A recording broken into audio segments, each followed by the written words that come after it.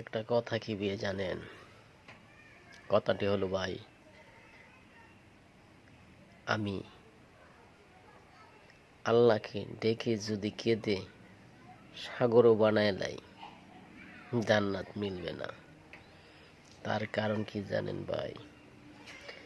আল্লাহ এই নির্দেশ দিছে, মা বাবার সেবা করো। মা বাবার সেবা করলে জান্নাত আল্লাহ গড়ে এমনি দিবে। শুধু কেঁদে লাভ নেই, মা বাবার খেজমতো করবেন, তারপরে আল্লাহর দরবারে কাঁদবেন, তাহলেই আপনার জান্নাত মিলবে। মা বাবাকে কষ্ট দিয়ে 5 বার হজ করে লাভ নেই।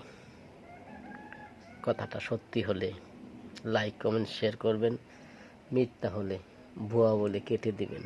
ইনশাল্লাহ সবাই ভালো একবার সুস্থ থাকবেন, কথাটা মানার চেষ্টা করবেন।